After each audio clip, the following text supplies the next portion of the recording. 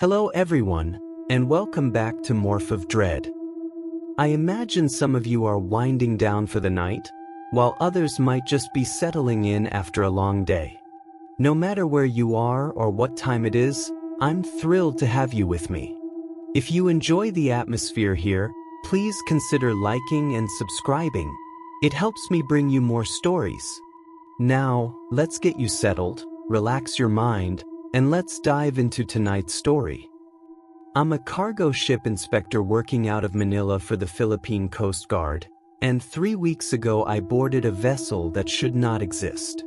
The MV Katerina was a fully loaded cargo ship with a complete manifest, proper documentation, and active systems running throughout. Every piece of equipment functioned perfectly. Every cargo container was accounted for and properly secured. The ship's position matched her filed route plan exactly. But there was no crew. Not a single person aboard. No captain, no engineers, no deckhands. Just an empty ship sailing itself across the South China Sea with 2,300 tons of legitimate cargo in her hold and a manifest that listed 18 crew members who simply weren't there. I need to tell you what happened on that ship because it's still out there, still showing up on maritime traffic systems, still filing approach plans with ports across Southeast Asia. And I think I know where the crew went. I think I know what's piloting that vessel. And if I'm right, then there are others. Maybe dozens of them. Ghost ships that aren't really ghost ships at all. My name is Carlos Reyes. I've been a licensed marine cargo inspector for 9 years, certified by the International Maritime Organization and the Philippine Coast Guard Maritime Safety Services Command. My job is straightforward.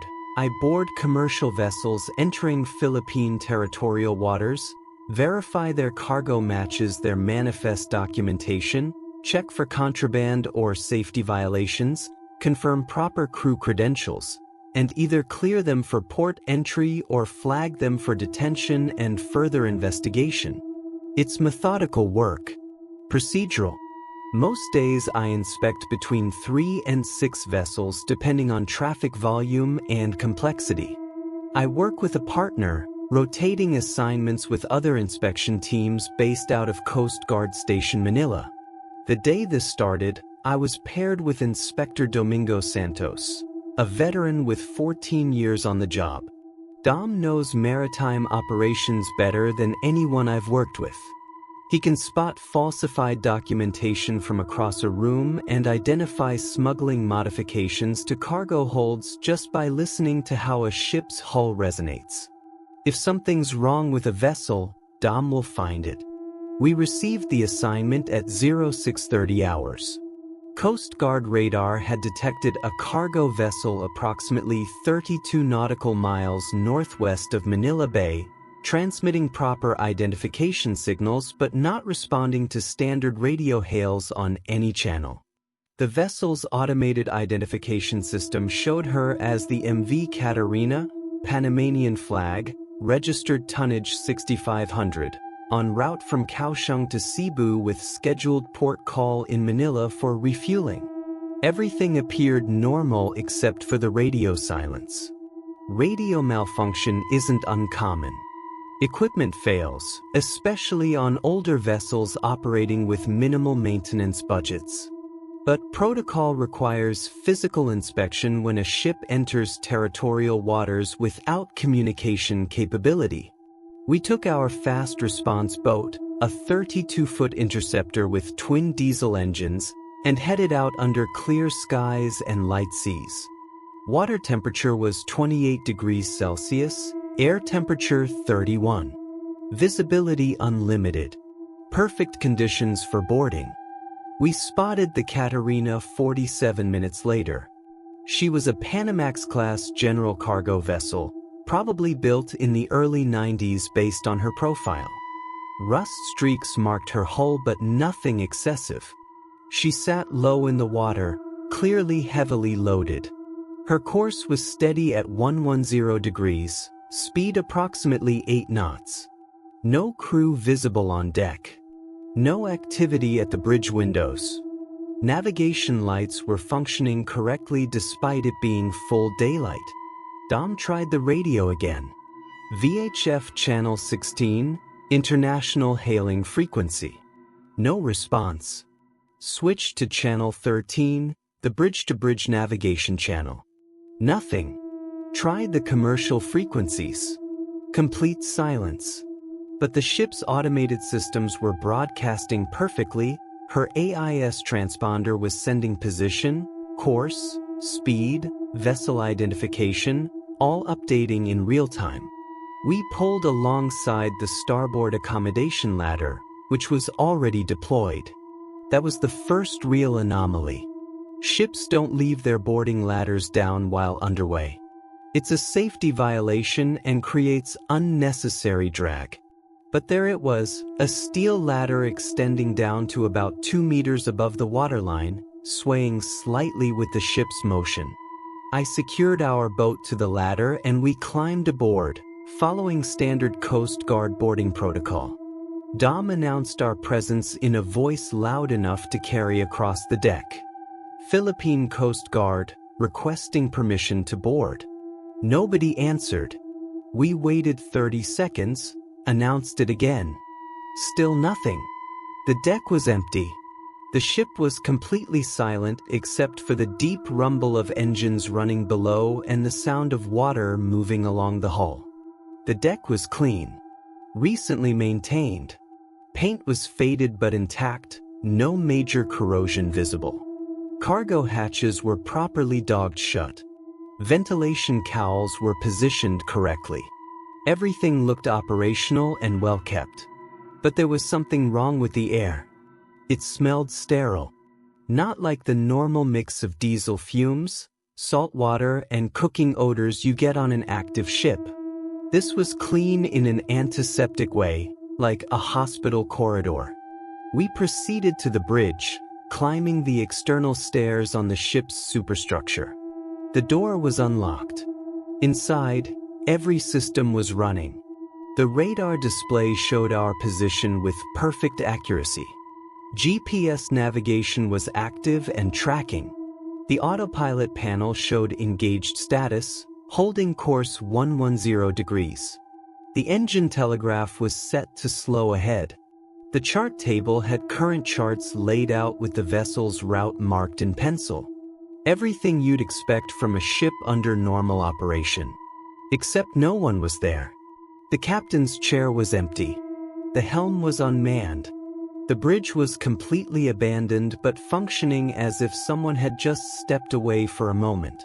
Dom checked the ship's log, a leather-bound book sitting open on the chart table. The last entry was time-stamped at 04:15 hours, 2 hours and 15 minutes ago. The handwriting was neat and professional. It read, position 14 degrees 42 minutes north, 120 degrees 18 minutes east. Course maintained. Weather conditions are fair. All systems are normal. Engine room watch relieved at 0400. Next log entry 0800. The entry was signed by Captain J. Torrijos. But there was no Captain Torrijos. I checked the ready room adjacent to the bridge. Empty. Checked the chart room. Empty. The radio room was unoccupied, though the equipment was powered and functional. Dom found coffee in the bridge coffee maker. He touched the pot. Still warm. We needed to check the crew quarters.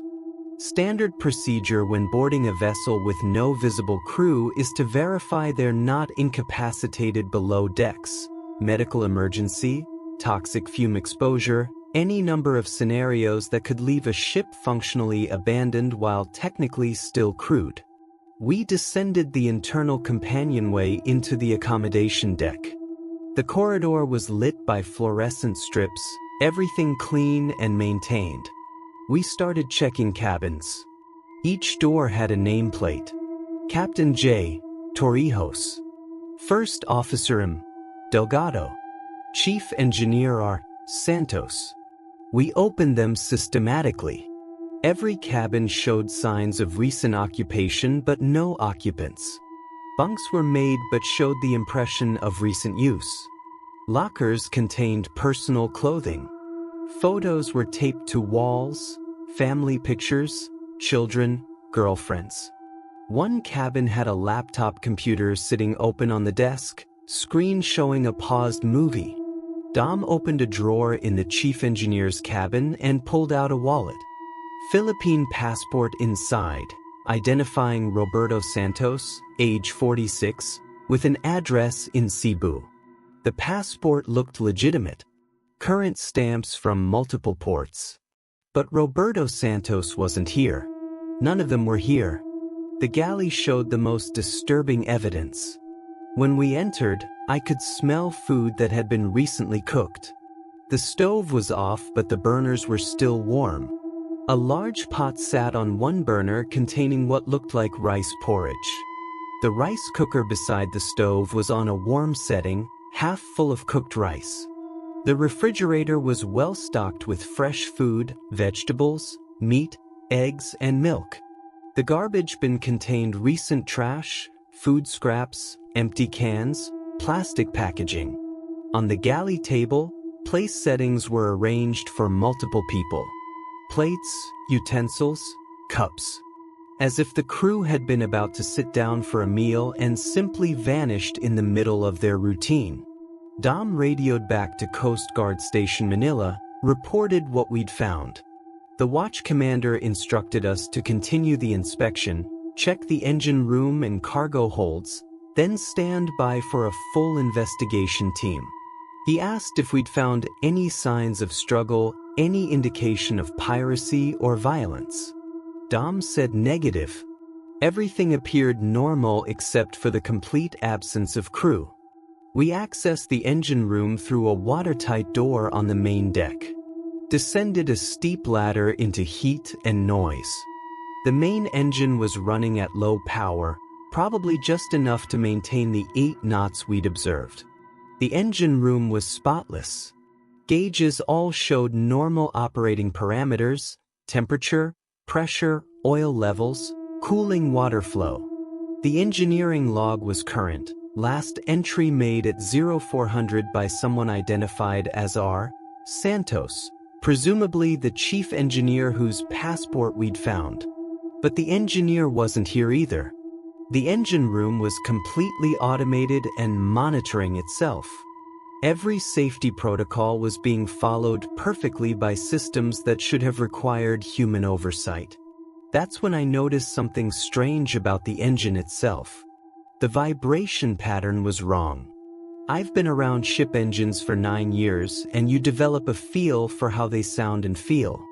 This one was running smoothly, too smoothly. Marine diesel engines have a characteristic rhythm, a mechanical pulse that comes from the combustion cycle. This engine had that rhythm, but underneath it was something else. A secondary vibration at a different frequency. Organic, almost like a heartbeat. I put my hand on the engine casing. The metal was warm, which was normal, but I could feel that secondary vibration clearly. It wasn't coming from the mechanical components. It was coming from inside the metal itself, as if the steel was alive and pulsing with its own rhythm. Dom called from across the engine room. Said I needed to see something. I found him standing in front of the auxiliary generator panel. He pointed at the electrical monitoring gauges. Power consumption was way too high for a ship with no active crew. The galley, the HVAC system, the accommodations lighting, all were drawing power as if the ship was fully occupied. But more than that, there was a massive power draw coming from the cargo holds. According to the gauge, the holds were consuming nearly 40% of the ship's total electrical generation. Cargo holds don't require that much power. They're just storage spaces. Maybe some refrigeration if carrying perishables, maybe some ventilation, but nothing that would explain this kind of consumption. Dom suggested we needed to inspect the cargo immediately. We climbed back to the main deck and approached the primary cargo hatch. The manifest paperwork I'd grabbed from the bridge listed the cargo as mixed containerized goods, electronics, textiles, agricultural products, machine parts. 2,300 tons total. The cargo plan showed proper weight distribution and securing. Everything appeared legitimate. The hatch was secured with manual dogs. I released them one at a time, the metal warm under my hands. When I lifted the hatch cover, I expected to see darkness. Instead, the hold was brightly lit. Industrial work lights illuminated the entire space, showing rows of shipping containers stacked 3 high and secured with tension chains. But the lights weren't normal ship lighting. They were bioluminescent, organic light sources that looked like massive fungal growths attached to the bulkheads, glowing with steady blue-white radiance. The walls of the cargo hold weren't steel, or they were steel that had been transformed into something else. The surface looked metallic but had an organic texture, like the ship's hull had been infected with something that was slowly converting it from machine to organism. Dom descended the ladder first. I followed. The temperature in the hold was at least 10 degrees warmer than the outside air. The smell was overwhelming, that same sterile chemical scent but mixed with something organic and sweet. The containers were standard ISO units, properly labeled with shipping codes and destinations. But they were wrong. The metal had that same organic texture as the bulkheads. And they were warm. I put my hand on one and felt heat radiating from inside. I found the container's door mechanism and opened it. Inside, instead of cargo, I saw what looked like biological material. Translucent membranes stretched across geometric frameworks, pulsing slowly. Suspended within the membranes were objects that I initially thought were cargo containers. Then I realized they were cocoons. Human-sized cocoons made of the same translucent material, each one containing a dark shape. Dom moved to the next container and opened it. More of the same. Membranes, frameworks, cocoons. He counted them. 18 cocoons total across multiple containers. I pulled out the crew manifest from my pocket. 18 crew members listed. I approached one of the cocoons. Through the translucent membrane, I could see a human figure inside. Adult male, suspended in some kind of fluid or gel. I couldn't see his face clearly, but I could see he was wearing what looked like a ship officer's uniform. The cocoon was connected to the membrane framework by organic tubes, pulsing with the same rhythm I'd felt in the engine. Dom asked what we were looking at. I told him I thought we were looking at the crew. They hadn't disappeared. They'd been converted, absorbed into the ship somehow. Suspended in these cocoons while the ship continued to operate using them as, what? Biological processors? Living components? I didn't know. But they were alive. I could see the man's chest rising and falling slowly. He was breathing. The ship shuddered. Not from waves or engine vibration. This was a deliberate movement, like a living thing responding to stimulus. The bioluminescent growths brightened. The membranes in the containers contracted and pulsed faster. And I heard something, a sound that came from everywhere at once. Not words, but communication. The ship was aware we'd found the crew. And I wasn't happy about it. Dom and I ran for the ladder. The cargo hold was changing around us. The containers were shifting position, the floor beneath our feet becoming less solid, more organic. I could feel the ship's consciousness focusing on us, assessing us, deciding what to do about the intrusion. We hit the ladder at the same time. Dom climbed fast, his training overriding his fear. I followed, my boots slipping on rungs that were becoming sticky with organic secretions. The hatch above us was still open, but it was starting to close, the metal reforming itself to seal us inside. Dom made it through first. I was 3 rungs from the top when I felt something wrap around my ankle. I looked down. The ladder itself had extended an appendage, a tentacle-like growth of the same material as the cocoon membranes. It was pulling me back down. Dom grabbed my wrist and pulled. The tentacle tightened. For 5 seconds I was caught between them, Dom pulling up and the ship pulling down. Then Dom braced his feet and hauled everything he had. The tentacle broke, releasing me in a spray of clear fluid that smelled like formaldehyde and flowers. We cleared the hatch. I slammed it shut and dogged it closed, though I wasn't sure that it would actually contain anything. The ship could clearly reconfigure itself at will. If it wanted the hatch open, it would open the hatch. Dom asked what the hell we just found. I told him I thought the Katerina wasn't a ship anymore. Or it was a ship that had been infected by something that converted mechanical systems into biological ones. The crew was still alive, but they'd been integrated into the ship's structure, turned into organic components that kept it running. My ankle was bleeding where the tentacle had grabbed me. Not badly, just superficial abrasions, but the wound was already starting to feel strange. Numb. I could see thin threads of something dark spreading from the wound into my surrounding skin. I showed Dom. He looked at it and his face went pale. We needed to get off the ship immediately. Whatever had infected the Katerina was now in my bloodstream. We ran for the accommodation ladder where we tied our boat. Halfway there, the deck shifted beneath our feet. The metal was becoming soft, pliable. I could see my footprints leaving impressions that slowly filled in, the ship's substance flowing like organic tissue. The accommodation ladder was still there, but it was changing. The steel rungs were becoming something else, growing that same organic texture. Dom went down first. I followed, trying not to touch the rungs more than necessary. The ladder was warm and it pulsed with that same heartbeat rhythm. We reached our boat. Dom started the engines while I untied the mooring lines. The Katerina's hull next to us was visibly moving now, bulging outward as if something inside was pushing against it. I could see what looked like faces pressing against the metal from inside.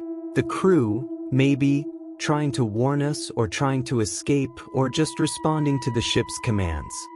Dom gunned the engines and we pulled away fast, putting distance between us and the Katerina. I looked back as we retreated. The ship was changing rapidly now that we discovered its secret. The hull was growing protrusions, organic structures that looked like they might be weapons or sensors or reproductive organs. The bridge windows glowed with bioluminescent light. The deck was transforming into something that looked more like the carapace of an insect than a ship's steel plating.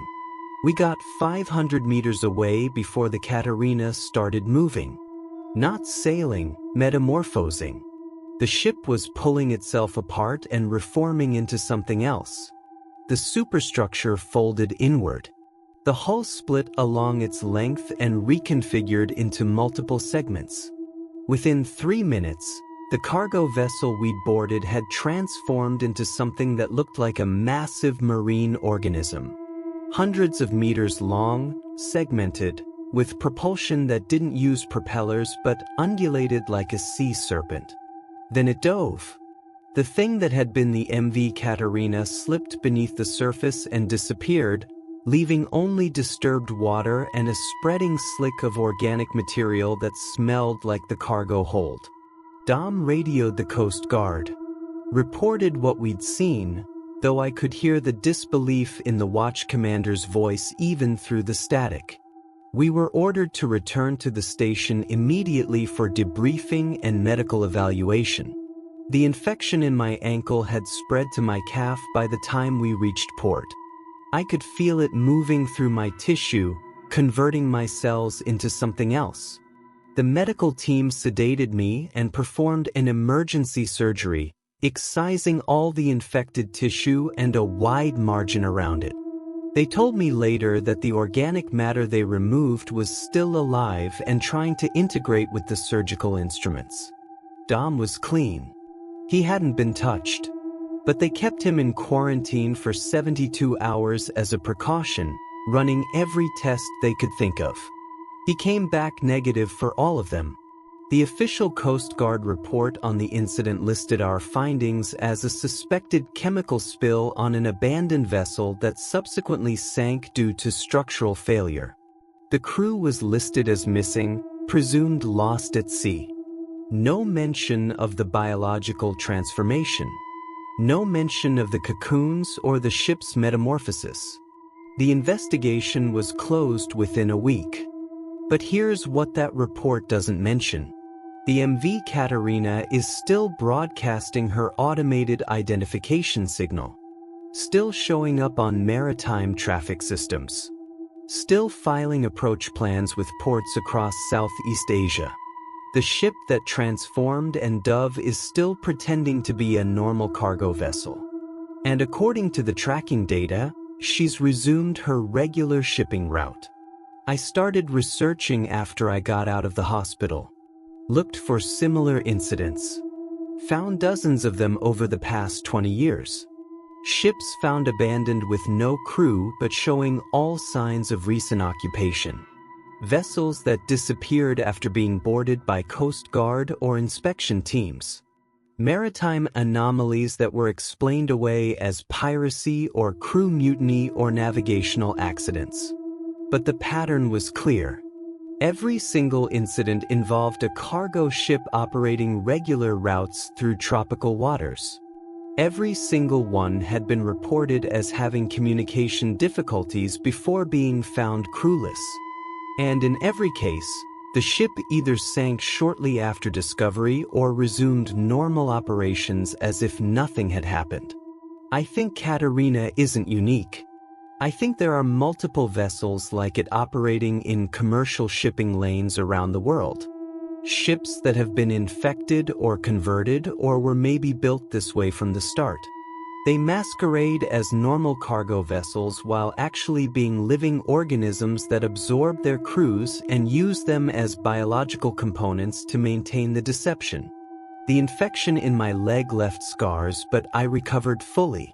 At least physically. The medical team assured me they'd removed all the transformed tissue. But sometimes, late at night, I can still feel that warmth spreading through my calf.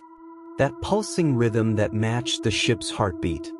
And I wonder if they really got it all, or if there's still something growing inside me. Something waiting for the right conditions to activate and complete the conversion process. Dom quit the Coast Guard 3 months after the incident. Took a job with a shipping insurance company doing paperwork. Indoor work. Nothing that requires boarding vessels. We still talk occasionally, but we never discuss what we saw on Katerina. What's the point? No one believed us. The official record says we hallucinated due to toxic fume exposure. I'm still doing inspections. Someone has to. And now I know what to look for. I board vessels and I check for the signs. I look for that sterile chemical smell. I listen for the secondary vibration in the engine that shouldn't be there. I check the power consumption levels to see if they match the crew complement. I look for bioluminescent growths hidden in cargo holds or engineering spaces. I've found 3 vessels so far that showed those signs. All 3 were cleared by other inspectors who didn't know what they were looking at. All 3 are still operating on regular shipping routes, still showing up at ports, still carrying cargo while slowly converting their crews into biological components. I tried to report my findings. Filed detailed documentation with the Maritime Industry Authority. They thanked me for my diligence and filed the reports under maritime anomalies requiring further study. No action taken. No vessels detained. Because the ships operate perfectly. The cargo always matches the manifests. The documentation is always flawless. And you can't seize a vessel just because an inspector has a feeling that something's wrong. So I watched. I tracked their routes. I monitor their port calls. I note when crew members rotate off and new ones rotate on. I look for the point at which the new crew stops being individuals with social media accounts and families and personal histories and becomes just names on a manifest with no existence outside the ship. The Katerina is scheduled to dock in Manila again next month. Same route she was on when we boarded her. The manifest lists 18 crew members. The cargo is declared as mixed containerized goods. 2,300 tons. Everything is perfectly normal and legitimate. I'm going to board her again. Not officially, I can't get authorization for an inspection without cause. But I'm going to get aboard somehow, and I'm going to find proof. Physical evidence that can't be dismissed or explained away. Maybe tissue samples of the organic material. Maybe documentation of the crew's absorption process. Something that will force people to acknowledge what's happening. Dom thinks I'm insane. Told me to let it go, to transfer to shore duty, to accept that some things can't be fought. But I can't, because I keep thinking about those 18 cocoons suspended in the cargo hold. Those 18 people who went to work on a normal cargo ship and ended up absorbed into a living organism masquerading as a vessel. They're still alive there. Still breathing. Still aware on some level. And if I can prove what happened to them, maybe there's a way to reverse it. Maybe they can be saved. Or maybe I'll end up in a cocoon next to them, suspended in organic fluid while the ship uses my body as a biological processor. Maybe that infection in my ankle didn't get fully removed. Maybe it's still inside me, waiting for the moment I step aboard the Katerina again to activate and complete my conversion. But I have to try. Because right now, there are at least 4 vessels operating in Southeast Asian waters that are consuming their crews and no one is doing anything about it. There are probably more in other regions. Maybe dozens. Maybe hundreds. Living ships hiding in plain sight among normal commercial traffic, absorbing crew members and using them as organic components while maintaining perfect documentation and passing every inspection. Katerina returns in 28 days. When she docks, I'll be waiting. And one way or another, I'm going to prove what she really is. Even if it means becoming part of her crew. Even if it means ending up in one of those cocoons, converted into living cargo while the ship sails on to the next port. Because someone has to know. Someone has to document this. Someone has to warn the maritime community that our shipping lanes are being infiltrated by organisms that wear ships-like disguises. And if I don't come back from that next boarding, if I disappear like so many other inspectors who've gotten too close to these vessels, then at least I'll have left this account. This warning. This documentation of what's really sailing through our waters under flags of convenience and proper documentation. The MV Katerina is still out there. Still broadcasting her identification signal. Still appearing on shipping schedules and port manifests. Still operating as if she's a normal cargo vessel following normal routes. But she's not. And neither are the others. There's something else. Something that hunts in commercial shipping lanes. Something that wears the shape of ships while slowly consuming the people who crew them. And they're getting better at hiding. Better at mimicking normal operations. Better at passing inspections. Better at converting their crews without leaving evidence that investigators will believe. 28 days. Then I'll know for certain whether the infection in my ankle really was removed, or whether I've been part of Katerina's crew all along, just waiting to return to my ship. Either way, the truth will be documented. One way or another, the MV Katerina is waiting, and so am I.